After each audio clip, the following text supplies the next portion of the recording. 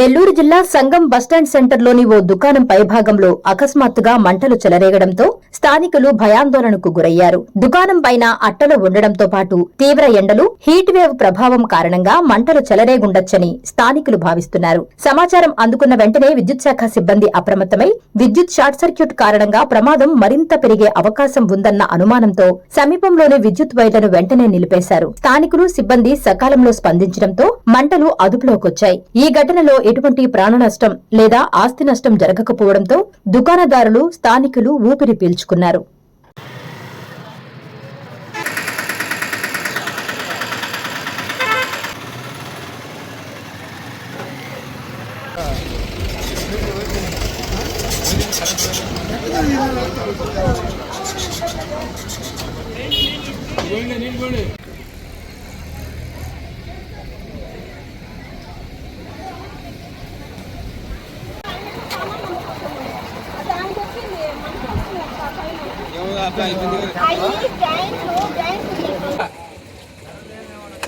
రెండు బకెట్ నీళ్ళు మంట వస్తుంది. ఏం బల 4 బకెట్లు రా.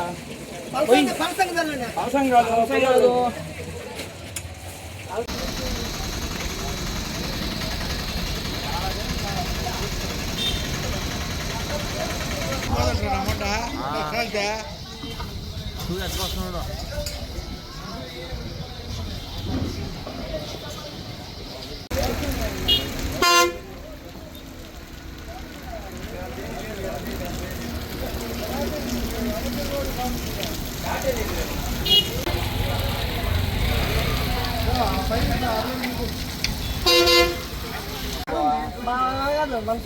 నీరు కాదు చెప్పలే.